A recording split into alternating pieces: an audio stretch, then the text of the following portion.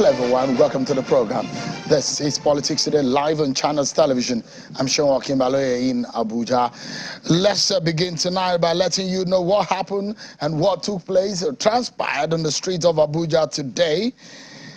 Atiku Abubakar, the presidential candidate of the PDP, alongside the leadership of the Presidential Campaign Council of the PDP, the leadership of the PDP National Working Committee and supporters of the PDP and members as well, took to the streets of Abuja in protest of the outcome of the presidential election of Saturday, the 25th of February 2023. Some of their demands include the rejection of the results as announced by INEC and the inability of the electoral umpire to publish on the go the results as it promised on the IRF portal, television to the presidential candidate Atiku Abubakar. We are protesting and we have the right to protest under the Constitution. It doesn't stop us from going to court, the fact that we are protesting. In fact, this protest is going to continue for a very, very long time. Either every day or every other day. Well, those are some of the very few words that Mr. Atiku Abubakar said earlier today on the streets of Abuja. They took off from the Legacy House, the party's office, and went straight to the INEC headquarters, where they were willing to speak with the leadership of INEC. But these are some of the views of some of those who took to the street, and of course the response from INEC National Commissioner. INEC did not do well. The process was very opaque. It was not transparent, and everybody is complaining. We are complaining that our votes did not count and that we cannot vote that way through the next election. We are here to demand the cancellation of that election on the 25th, and that is the only answer for our country, Nigeria. Because as far as we are concerned, INEC, we contested this election against INEC, not against APC. The commission belongs to the Nigerian people, and whatever grievances there are, we will look into all those grievances. If there are grievances that can be redressed, we will redress those grievances. Well, those are some of the thoughts shared at that protest today. So let us give you what happened and the response of the governor of Rivers State, Mr. Nyesom Wike, who says he owes no one an apology for the outcome of the presidential election, which was won by Bola Tinubu of the APC. Mr. Wike today at one of the events, which is the commissioning of a 27-kilometer Eche-Igbodo road in Eche local government area, says the applause the rest of the who are courageous to vote for Bola Tinubu and Peter Obi of the Labour Party. Take a listen to the governor of Rivers State. The last election, 25th of February, I remain to be challenged. I owe nobody any apologies at all. I'm one of the apostles and one of those who stood firm that power must rotate. I said so. This is for equity, this is for fairness, and this is for justice. Whether you voted for Labour, I have no problem with you. Whether you voted for APC, I have no problem with you. That is what we have argued for. That the North has had for 8 years, therefore the South should have for 8 years. So nobody, I am not here to persecute anybody. As far as I'm concerned, anybody from South, that is my position. All right, then. That's the governor of Rivers State, Nyesom Wike. We take a break, everyone. But when we come back, we'll be engaging some of the candidates running for the office of the governor in Lagos State. Stay with me, everyone. We'll be right back.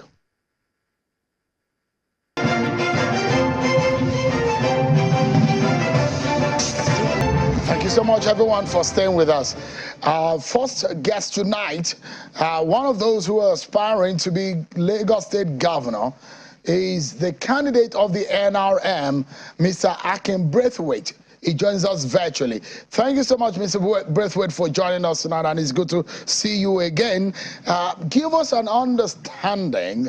There's an array of stars that are on display for who are willing to take up that challenge of leading Lagos State. I mean, Lagos State is not an easy state to govern, by all means, as the commercial hub of the nation. Why do you want to be Lagos governor? Thank you, Sharon. Thank you for having me on the program.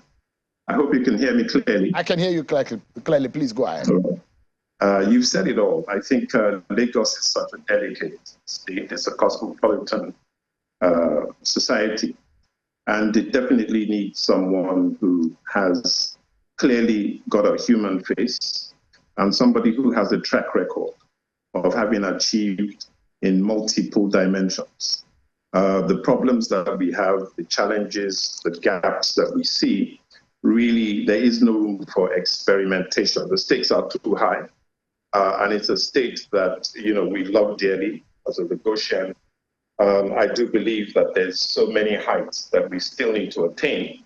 And someone like me, with my track record, my history of achievement when I was working inside the big telecoms operators, I've had a real history of achievements, which I truly believe is what one needs to bring to bear. Yes, there are an array of those of us putting ourselves forward for the job, but like in any type of employment situation, before you hire someone, you must obviously look at what their cognate experience has been. So in terms of human capital, you need somebody who's going to be able to handle the diverse human capital complexity and ensure that people really are inspired to be able to deliver on all fronts that are required. In terms of financial capacity, you want somebody who really clearly has had financial stewardship, has handled large sums, large budgets, and is able to therefore translate that into the state. When I was in MTN Telecoms, I sat the executive, I was a member of the executive that handled a budget at par with the size of the budget of Lagos State. So that's proven track record. You can go to bed, you can count on me definitely to be able to achieve and deliver across Nigeria. I was responsible for delivering services to over 53 million customers. And to be able to do that in a rugged terrain really determines and depends on someone having the capacity to be able to do so. So I'm not just talking about things that I would like to do, but definitely I have demonstrated that I've been able to be relied upon to deliver. And that's why I really need to come in and do the same for Lagos State. Definitely, running a state as Lagos, which has an economy equivalent to 3 to 4 West African state or African state countries put together, has enormous potentials and opportunities, and it goes beyond someone who has only a track record in the private sector, but someone who also has some level of governance experience. Would you say you have this kind of, you've talked about your experience and your track record in the private sector. But what about the public sector experience? Governance capacity, do you have that? What can you tell Lagosians about your experience in terms of handling the state like Lagos, aside your private sector experience? Well, Sharon, that's why we talk about cognate experience. Cognate experience means that you have things that match and can map to what is required. Lagos State is about administration. It's really about taking all the different sectors and being able to ensure that as the executive governor, you are able to inspire, direct, and urge and get people that will work and deliver for you on all fronts, on all the infrastructure projects. So when we talk about what is being done in a state, in a government, if you take my experience when I was the general manager, Southwest, Celtel, which is now Airtel, I was responsible for 6 states, which at that time had a population of about 22 million. And the essential task involved getting together the team that would be able to deliver and roll out the telecoms infrastructure, which, by the way, also included having to construct roads, access roads, which were not available. It involved having to put on utilities, electricity, sorting out the rural areas, the rural communities, corporate social responsibility, dealing with local people, the Obas, the Bales, that we got the buy-in and what to be able to deliver. Helping was also people in those days.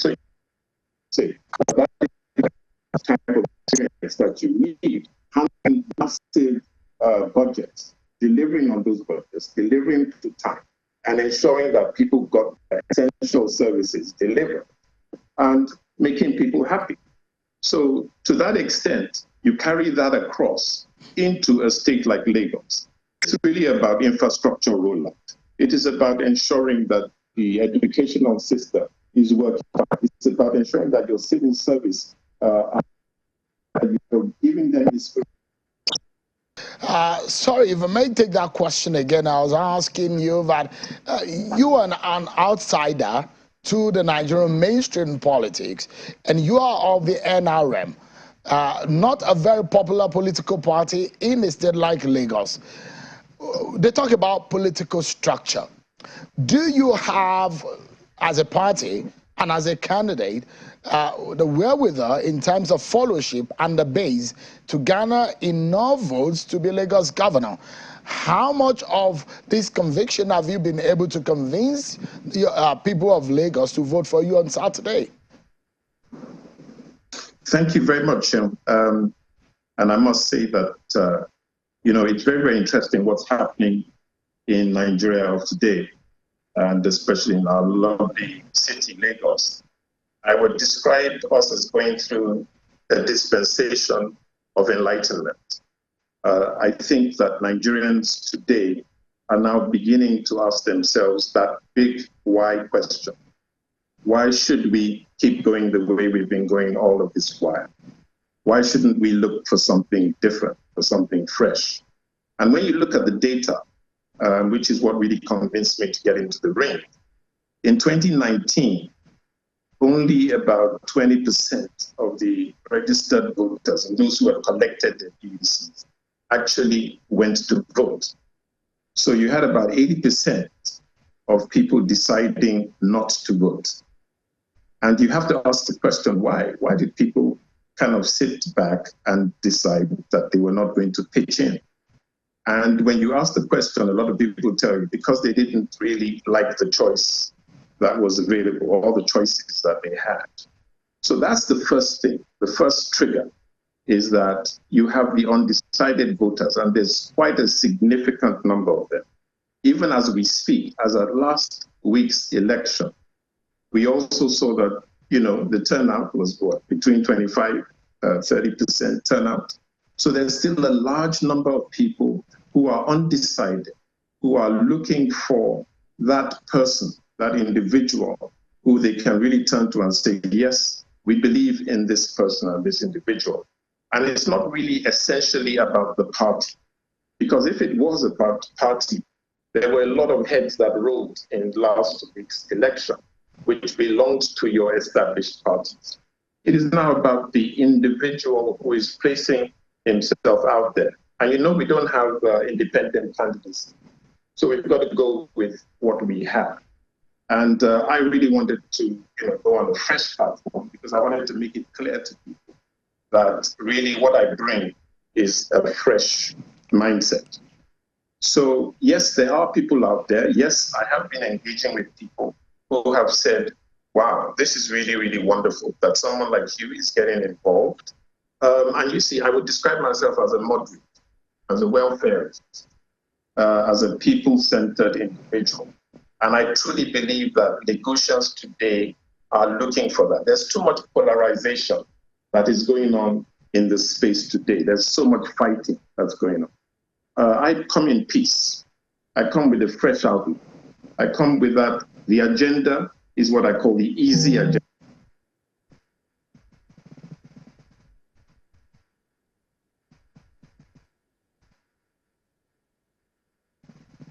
It seems you've gone muted on your system, Mr. Braithwaite. If you can just unmute.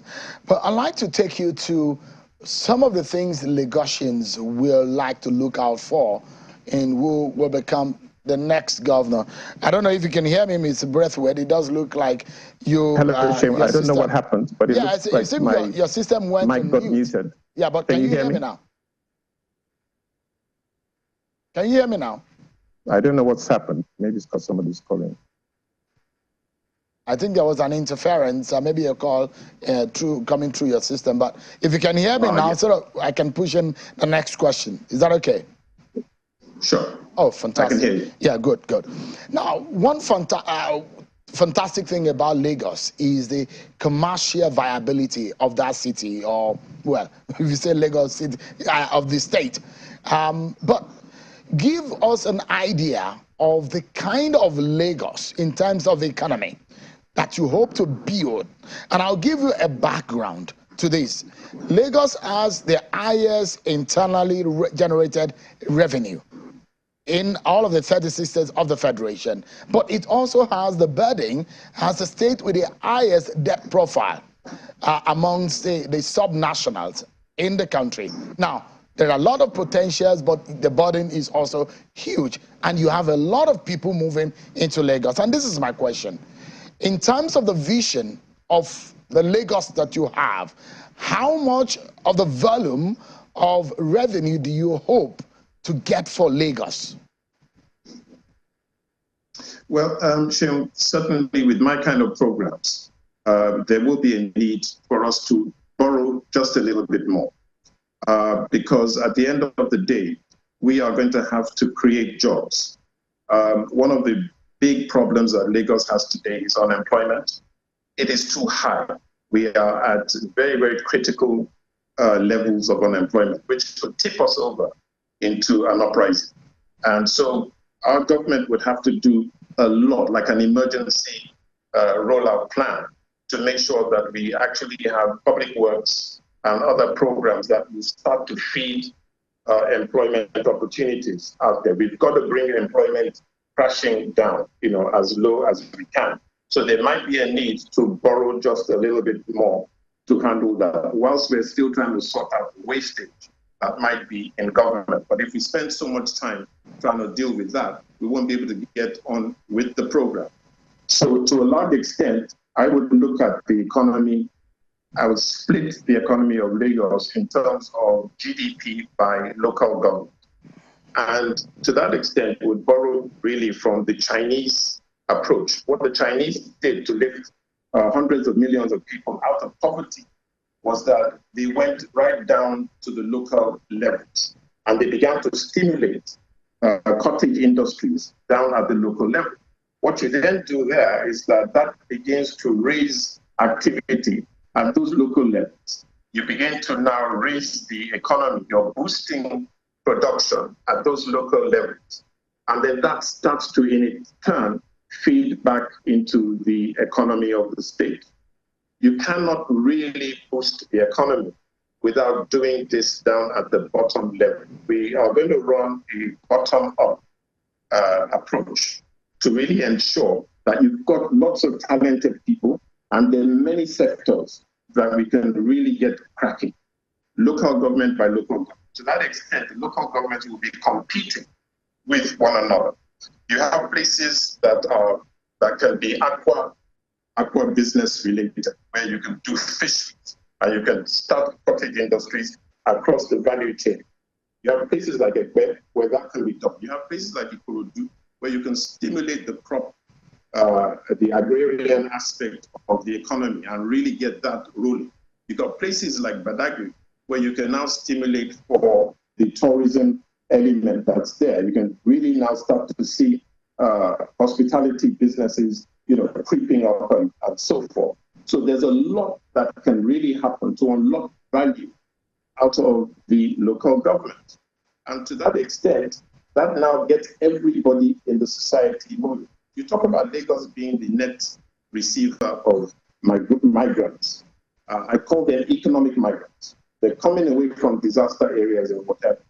Now, some of them can be extremely useful to the agricultural plan that our administration will put in place.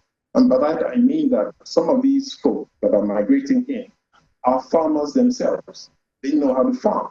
So by using their skills and creating farm settlements, we can have multiple food hubs that can be created all along both the west and the eastern corridor of Lagos. And to that extent, the northern corridor of the Ikorodu area. So there's a lot that can be done. You can look at people as if, it's a terrible thing, to have all these people. Or you can look at them and say, okay, we can start to actually help them. And what China also did, which is very instructive, is that they created twin cities. The east coast of the country was doing quite well with all their manufacturing and whatever. And while the west coast was, lagging well behind, that was where the poverty was really acute. So what they did was that they created twin cities. The eastern ones created sort of like similar type of industries and whatever at a sort of cottage level. And then they began to help the west. And that's how they started to burgeon. And the whole country benefited as a result. So we would do the same. So all these migrants that are coming, we'd first deploy them and help them to help us stimulate, particularly our food industry. And then we would sort of like have a marriage and create some kind of a twin thing where the people who are there, we stop them from migrating downwards by really ensuring that things are being sent up there to help them and to stabilize them. So we can work, it could be a quid pro quo arrangement where we use human capital and we deploy human capital to advantage. Let me take you to a familiar terrain. And since you mentioned the issues of jobs, there are a few places in Lagos that are now being liking, or they are trying to model after the Silicon Valley in the United States. There is a vibranium hub valley in Lagos. There is a long list of tech hubs like the African hub, the tech hub, and all of that in Lagos. But tech is one area that a lot of the young Nigerians, especially in Lagos, can thrive.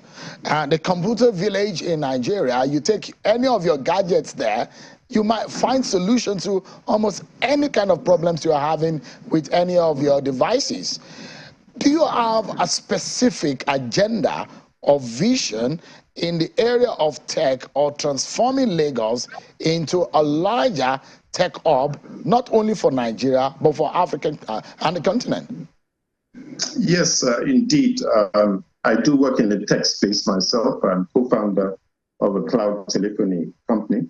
And to a large extent, tech is the way that we're going to go forward. I have a friend who actually runs a tech organization as well. This time, they focus more on artificial intelligence, somewhere in the Yaba axis. And what they've been able to do, amazing, is that they've been able to deploy tech to teach children. So during the COVID pandemic, what they did was that they brought out this wonderful feature using the ordinary, that simple phone, like, they call it the feature phone, not the Android phone, not the phone that has all these smartphone features. And they were able to roll out intelligent educational functionality to 8 million children across Nigeria during the pandemic. And the children were able to get into what they call self-paced learning. And to that extent, they were now able to sort of, really, really start rolling forward instead of just being left to their own devices. So the tech we will deploy in terms of education, in terms of jobs, the creation of jobs. Tech is the way, both in terms of ensuring that when I talked to you earlier about the local government. So imagine a local government understanding that really it's there to create jobs and to create business. What stops the local government chairman from calling, say, Amazon and saying, look, Amazon, we'd like you to bring a warehouse. We're going to give you land and whatever and all that. Bring your warehouse over here and let's start rolling forward. Microsoft, another company, is having a data center and stuff here. And what we tell Mark Zuckerberg has been to Lagos, he's been to Yaba Hub. And what we need to do is just encourage all these folks that, look, Lagos is where it's at. Bring your establishments. I know some time ago, the Twitter guy wanted to come to Lagos. He wasn't able to do that. We would encourage all of these tech giants. But what magnitude of job, or do you have any specific, for example, Computer Village, do you have any vision in turning it around for a better management, for effectiveness, for in fact a good commerce orientation around that corridor? Yes, so typically what we would encourage is not just assembling things, right? But I don't see why a computer village cannot really turn into, well, the space is too small anyway. So my design would be to encourage them. There's this chap who used to work for Andela, and then I think he's one of the founders of Fortum. There's some land towards the Ekpe axis that they're trying to actually build and convert into like a tech city. That's the kind of thing that I would want to encourage the computer village folk to try to move into their own tech city. And in that tech city, we would encourage manufacturing, to go on, because it is also the case that a lot of raw material and all that goes into these things can also be found in Nigeria. So there's no reason why we should just kind of let the Chinese keep sort of coming to excavate this stuff out. And then we're buying all these things, the finished products, at very, very expensive pricing. So we would want to encourage the computer village folk. And look, you guys, as you alluded to, are doing extremely well. You know this thing back to front. Let's now start with South Korea, for goodness sake. Used to just be the place where they were just bringing things together for Apple. Until suddenly they said, look, listen, we understand this thing. We know how it works. And then they created their own phone. We can do the same.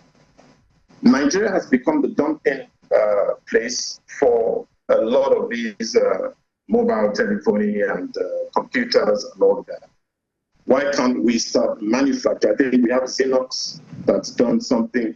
We can have so many more of these. And I think that by enabling and by encouraging, this is going to really help to boost the employment, and consequently it will boost the revenue.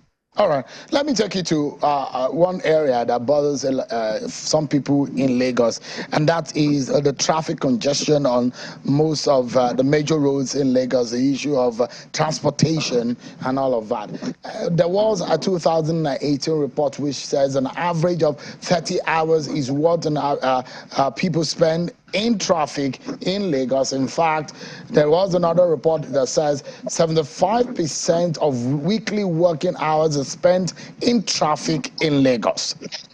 In the first 1 year, for example, how do you hope to turn around these very unhealthy situation for Lagosians around, and what is your estimate of fixing this problem? Yeah, sure. Mahmoud, the ruler of Dubai, said that the purpose of government is to make people happy. And to a large extent, he then has told his people, you must always have at the back of your mind, will this make the people happy?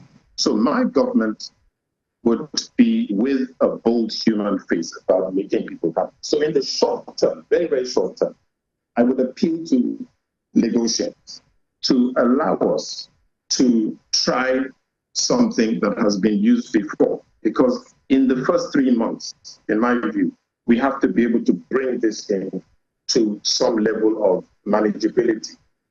And to that extent, I would like the people of Lagos to let us try the odd and even process temporarily. To that extent, I estimate that we'll be able to get 20-30% of vehicles off the road every day. So how that would work is that you have vehicles that will come out on the even days, and the vehicles that have odd number plates won't be able to come out on the even days. And then on the other days, you then have the vehicles with the odd numbers coming out.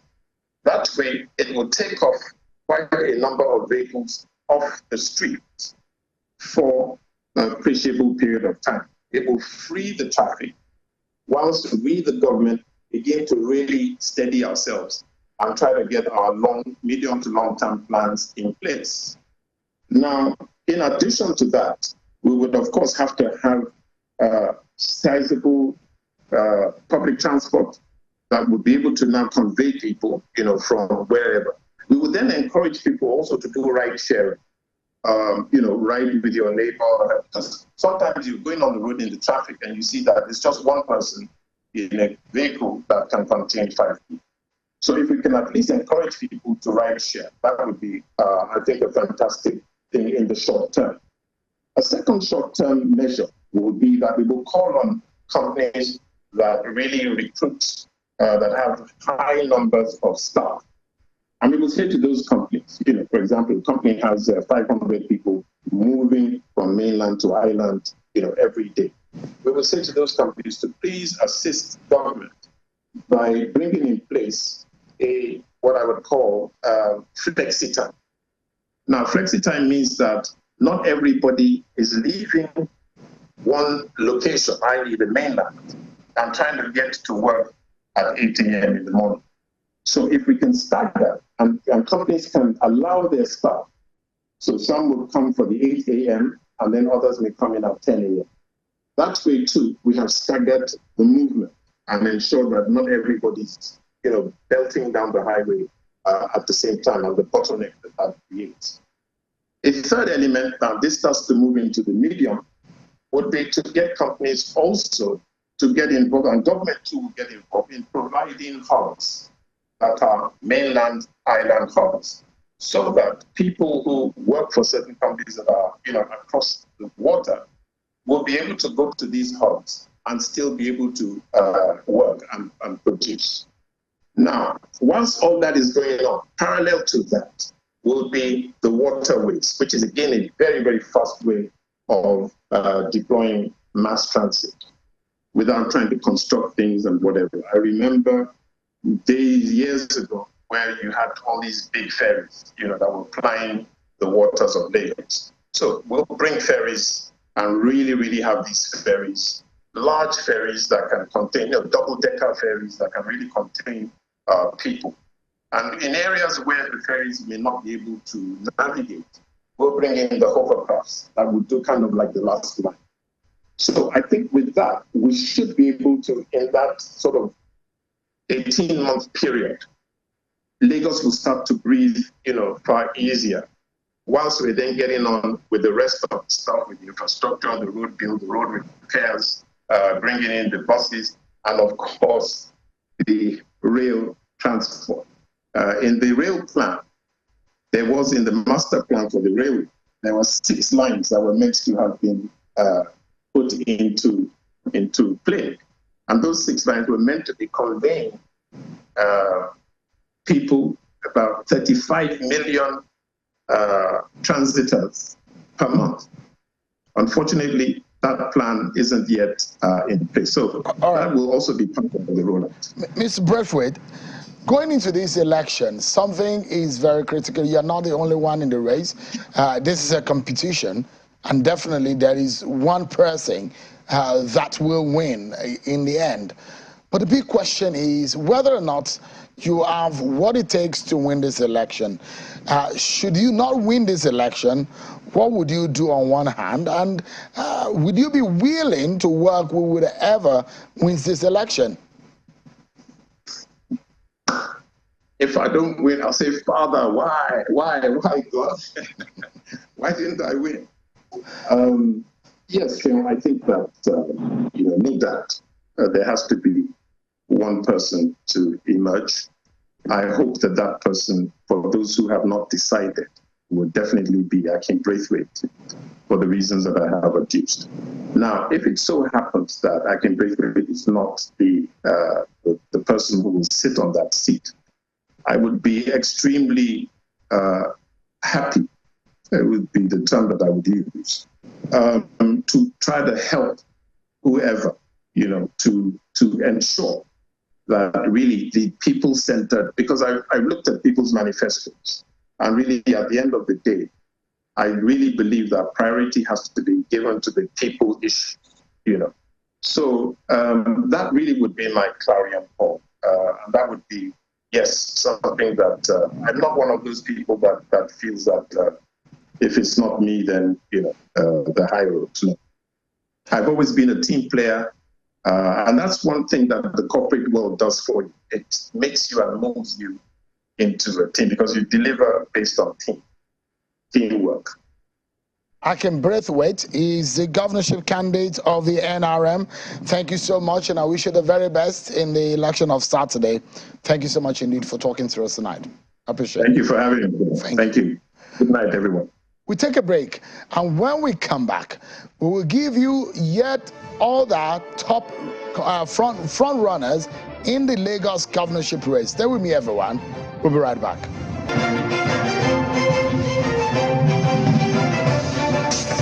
Thank you so much, everyone, for staying with us.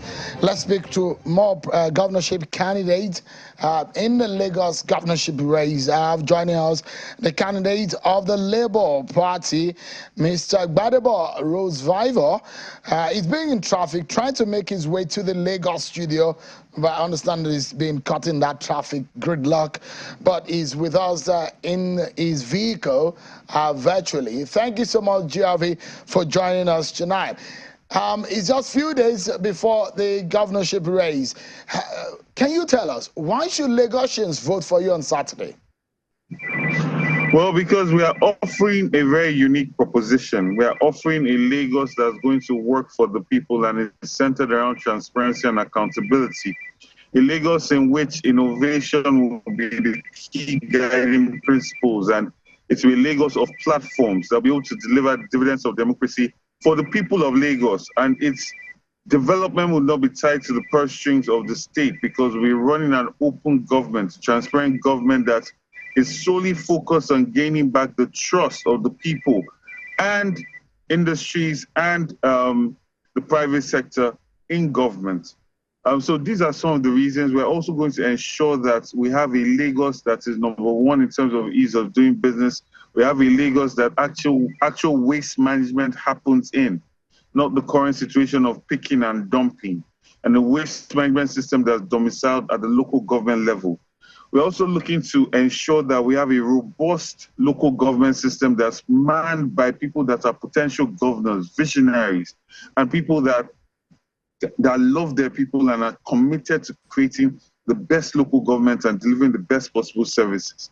And we also have a Lagos that will be free from the agro situation because we'll convert these young men that are wasting their lives away on the streets, gaining 120 billion every year for some unknown person that's not accounted for, and we'll give them skills and abilities that will allow them to be productive members of society. So these are some of the reasons why we're looking to get the votes of the people of Lagos on Saturday.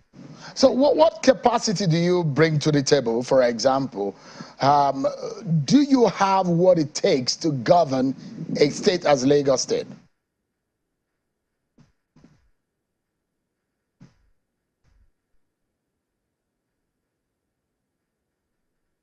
Did you get that? No, I cannot. Okay, so the question is, do you have the capacity? what kind of track record do you bring to the table to earn the votes of the people of Lagos?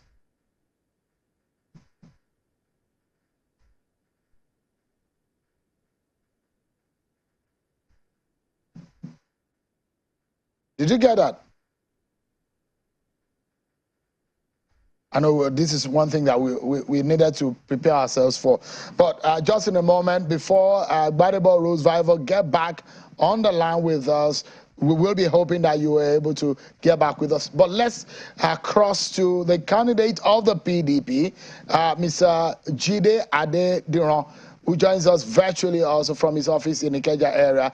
Thank you so much, Mr. Adediran, popularly called Jandor. The manner in which I'm asking the question, because we're in the final lap to this election, the final week, and the people of Lagos will know why they should vote for you. Can you tell us why they should look in your direction? Yeah, thank you very much, Jim. You see, before you can proffer a solution to a problem, you must first have a full understanding of that problem. So for us, we have observed in the state of Lagos that everybody who has come to that office to govern the state of Lagos never prepared to govern, never envisioned to be in office. So it's a story of somebody just unpick someone who never prepared to be in office and say, you go and sit down there so that that person can be eternally be at the mercy of the man who has chosen him. So having realized this 7 years ago, going to 8 years now, we started going around everywhere in the state of Lagos so that we can first have a full understanding of the state of our state, visiting all the entire local government and expressing, our can-do ability to say, for the first time, can we have a governor that all of us would have known, would have related with, and aside from the one that is going to be pronounced to us, that regular 6 months, 7 months election that you see everybody coming up. So for us, we are not an accidental candidate. We've been on this for a very long time. Now, we've seen that type of selection choices, which is mainly of one man, are taking a toll on the state of infrastructure in Lagos State. And there is no how you want to govern a state that you don't know. That is the problem that we have today. So we have expressed enough readiness for the past 7 years to say, you know what? We can change things. We can do things differently. And I'm sure you must have heard, I'm not just coming from nowhere. I cut my teeth in the establishment of government of Lagos State, aside the fact that I was a consultant in that corridor. You must have listened to the former governor. I mean, at least he alluded to something that for 8 years I was following up and about. It really does not matter in what capacity.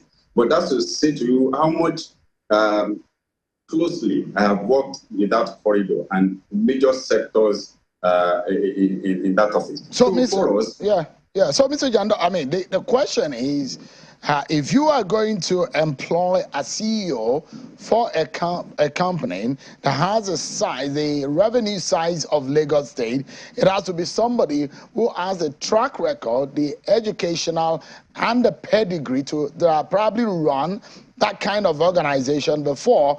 The question is, do you have the capacity and what track record do you bring to the table to run a Lagos that is perhaps the 5th largest economy on the continent?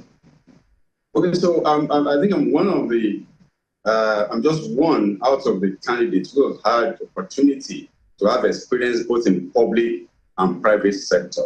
I cut my teeth in the public sector, and when it was time, I decided to go and set up a business of myself.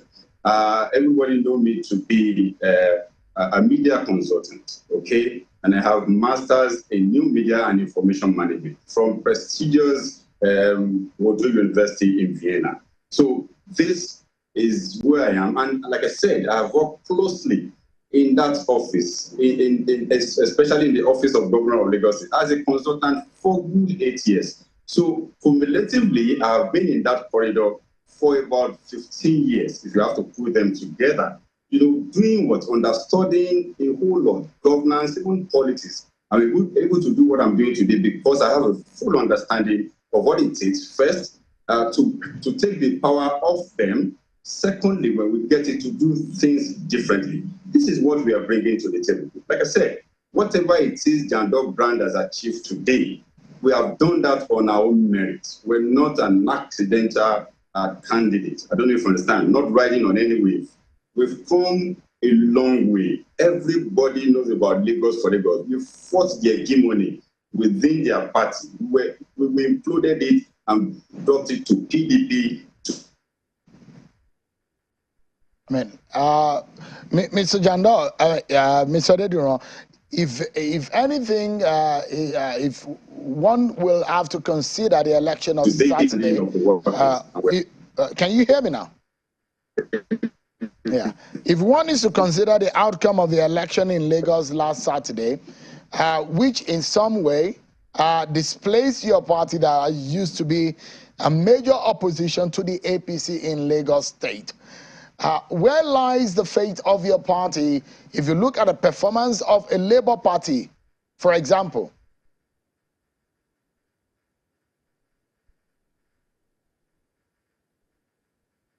We seem to be having issues with the connection there. I mean, speaking with the candidate of the PDP, Jide Adediran, for the Lagos State governorship race. And of course, I understand that he's back with us. So if you can hear me, what I was trying to ask you is, the PDP, where you have their mandate and where you flying the flag of the party in that race, as always in the past years, being a major opposition party in Lagos State. But now, going into, if you look at the result of the election of Saturday, your party came a distant third. If you go by that result, does the Labour Party, for example, give you any kind of jitter? No. If you look at what happened last week, it was very unusual, you know, in our political space. Everybody that voted in that election voted for Peter Obi, that personality for Peter Obi. A lot of people flew into the country to vote for Peter Obi and return back. And if you look at that, if you have done the analysis of the votes, for instance, you will see that majority of these votes for Peter Obi, they were traditional PDP voters, you know, that have always been voting for PDP.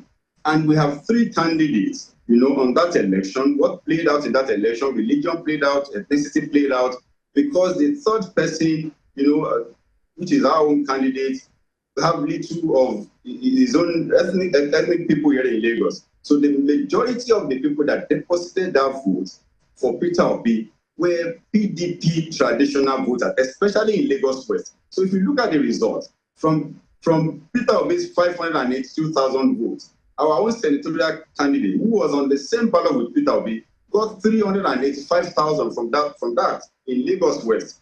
The entire 180-something is shared between the central and the east. I don't know if you understand. So election that we're going to have on Saturday, Peter Obi is not on the ballot. He's not going to be the same thing.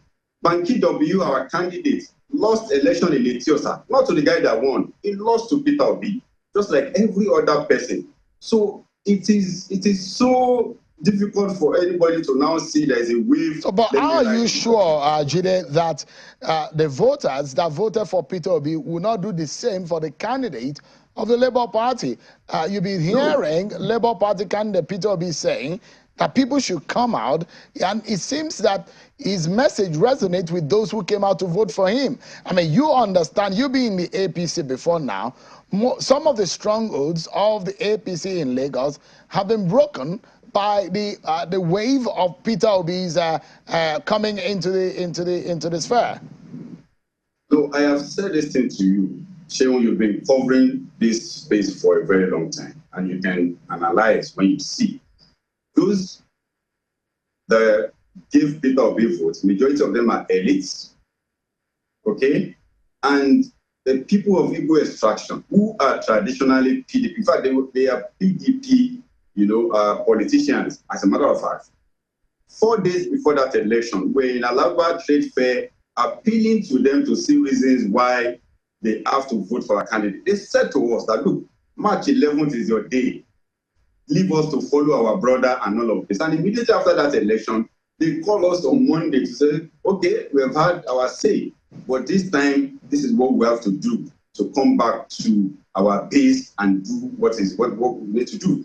Okay, so like I keep saying, if you look at the entire indigenous local government in Lagos State, Tinubu won them. And I want to say to you, from Tinubu's 572,000 votes, we have our own votes. I have a vote inside that 570,000 because the vote that were given to him in all of this indigenous local government, they just feel like, okay, it's our own, let us do it. And this election will be the same thing because it is also our own and people are ready to give the votes to their own.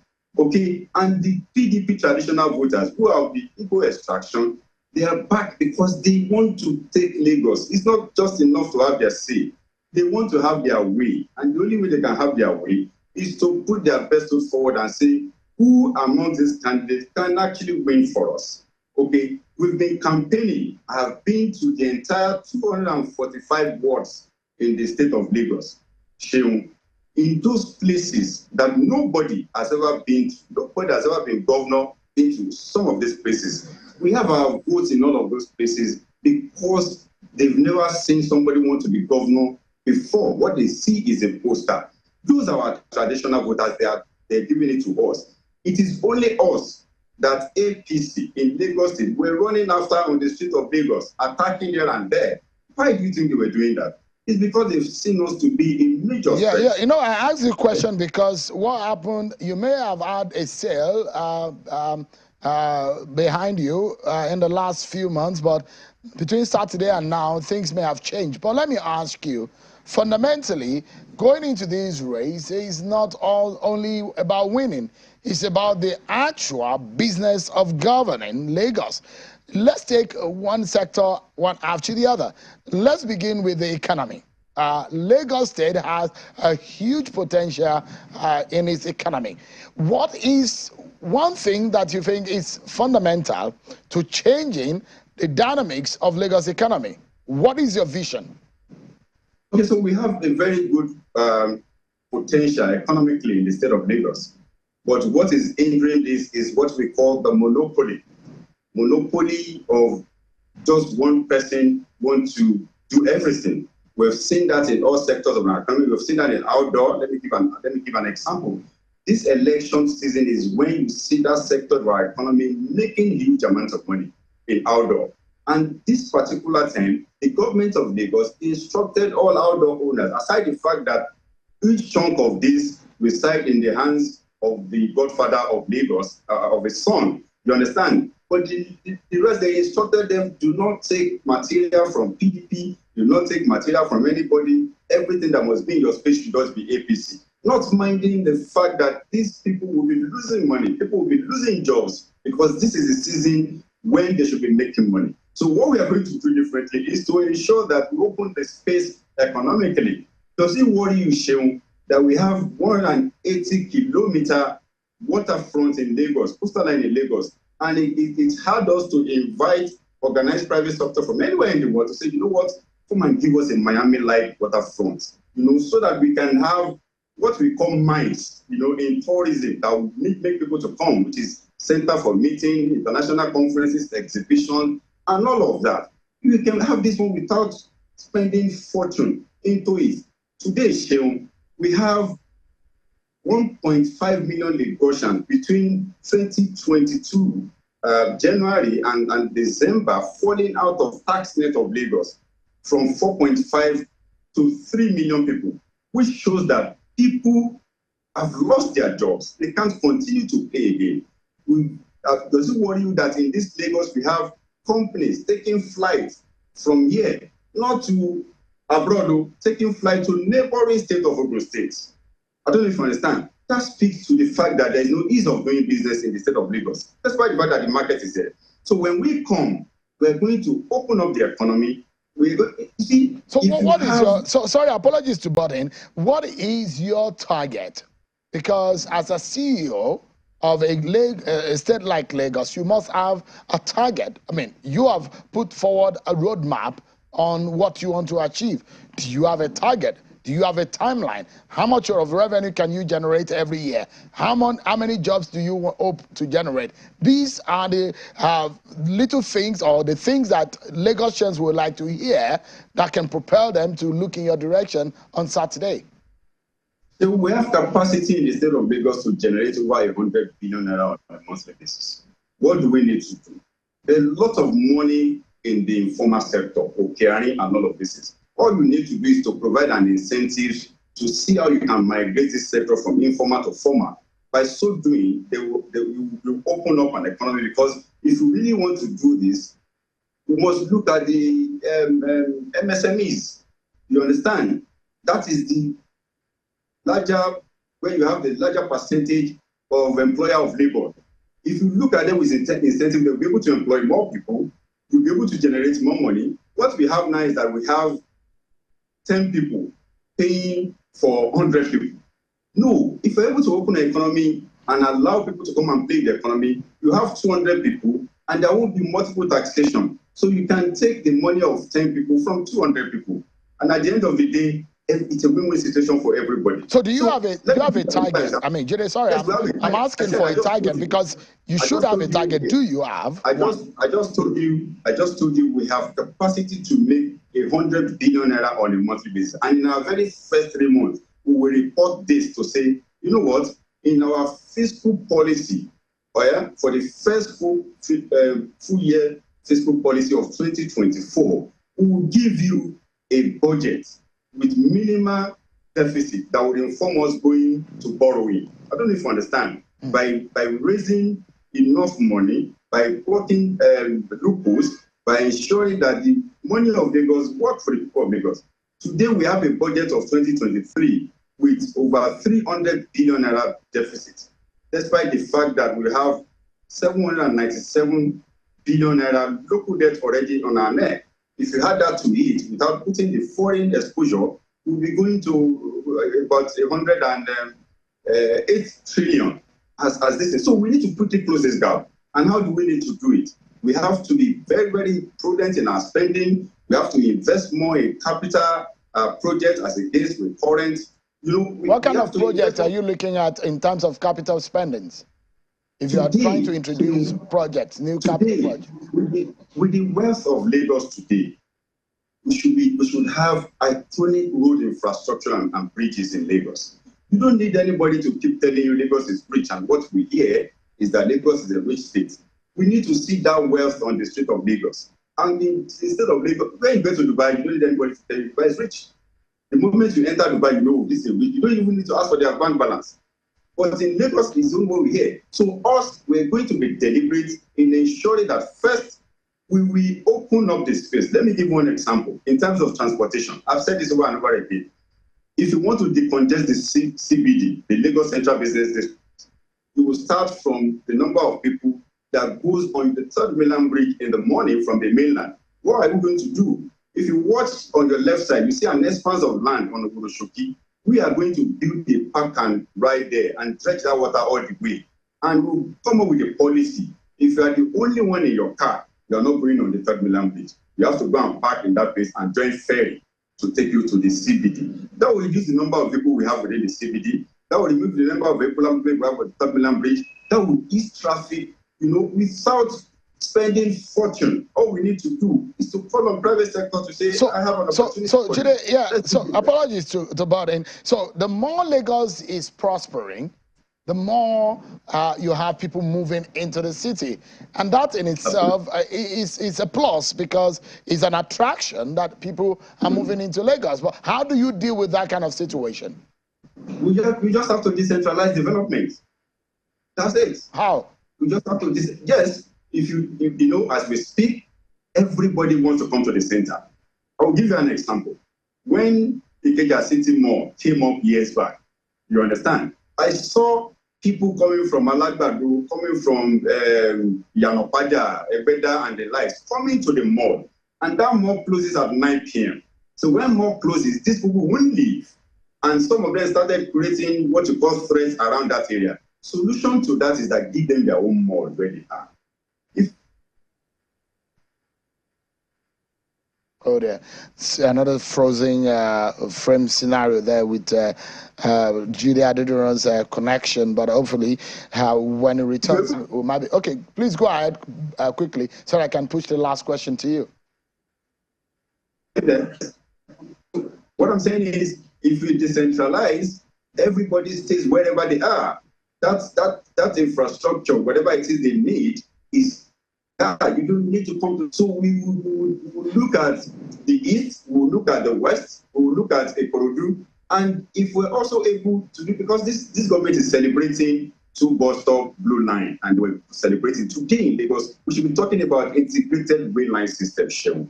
Integrated in the sense that what will bring you from Ikorodu intersects in Ikeja. If you are going to Songo and this thing, follow your way. If you are going to the island, follow. So we have over 36 water routes in this Lagos that we have not explored. If you are going to Badagry from Ikorodu, you don't have business on the road. What you need to do is go on ferry. Before you know it, under 45 minutes, you'll be there and spending. All right, Mr. Adediro, so let's bring this conversation home. I have 2 quick questions for you so that we can wrap up. And this is in the interest of the Lagos State workforce, the public workers in Lagos. The national minimum wage is 30,000. Lagos raised its own minimum wage to 35,000. Considering the inflation rate in the country and in the city of Lagos and the standard of living in that city, do you think that the people of Lagos or the workers deserve more than that? And what do you estimate that could be? Shehu, it's not about what I think. It's about what I want to say to civil servants of Lagos. Me, as their governor, we make sure their minimum wage is 60,000 naira. You know why? If Edo State that is not generating 1/4 of what we generate is paying 40,000, why would Lagos State be doing 35,000?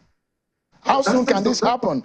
Should he be elected? Immediately we get into the office. That will be one of the first executive order that I'm going to sign into. I'm going to sign to raise and give them living wage, 60,000 naira for civil servants in Lagos as living wage. They can hold me on this one. Secondly, we have some parastatals in the state of Lagos, like Lagos Internal Revenue Service, like the health, and of these essential services. We shouldn't be talking. Everybody should want to come to Lagos to work, not that our own people taking flight, going anywhere in the name of brain drain. We are going to treat them specially to ensure that it's an essential services. We need you every time. Yeah, we need to close now, Mr. Adediro.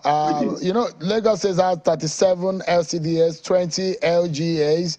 I wanted to know what you make of that. Maybe you make an official proposal to Parliament, to the legislature in the National Assembly to regularize that, just like you have 40 local governments in some states. But maybe that's another conversation for another day. No. Let me quickly because we need to go now. I need to drop this. Sorry, I need to drop this. You can see the hypocrisy of the current administration.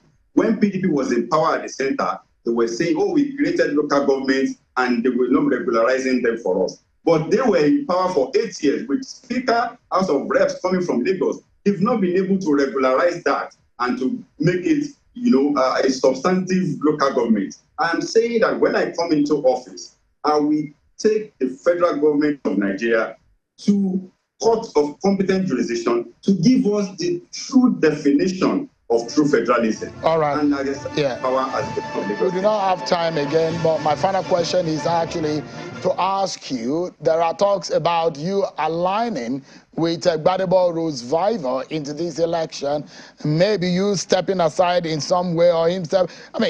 Do you have any agreement with the Labour Party's candidate? Let me speak to this. When we started this project years back, it is beyond wanting to be governor. If it's just to be governor, I could be governor where I was coming from, but I chose this route. So when this issue of thoughts, we're flying around, even though we haven't sat together to discuss it, we call ourselves to look at the issue and say, hey, within us guys, what do we want to do? We want to put an end to a dynasty that has held us in Jubilee for over 2 decades. Where do we go from here? And we decide to analyze every issue critically. Then we now discover that, the Labour Party candidate still has a case on his candidacy, which is currently at the Supreme Court. We looked at it again, that the Labour Party candidate also has an issue with Section 77 of the Electoral Act, which says if you're leaving a particular party to another one, you must have been there at least for 1 month. INEC they would have published the party register would have been in INEC 30 days before that primaries. All of these are not there. And these are issues that can come up in a post-election, litigation. So rather than sitting on a keg of gunpowder, for us, we don't have a problem. We would have said, okay, go, let's just take this government. But looking at that, knowing fully well that who we are dealing with, we know the kind of character that we are dealing with, we know what can happen. All right, Jide, we're totally out of time. Yeah. There's no point sitting on the keg of gunpowder. Right. So for us, we want alliance. We don't have any issue with it, but we must put our best foot forward. Thank you so much indeed. We must make sure that we go into this alliance without any snag or whatsoever. All right. This is what we stand for. Jide Adediran, popularly called Jandor, the governorship candidate of the PDP in the governorship race. Thank you so much indeed for your time tonight. Earlier on, we were speaking with Gbadebo Rose-Vival, the candidate of the Labour Party. Unfortunately, the network didn't allow us to have as much conversation as we should have. But that's our show for tonight, everyone. Many thanks for watching. Tomorrow is yet another one we'll be bringing to you. Don't miss it. I'll see you tomorrow at 7. Bye for now.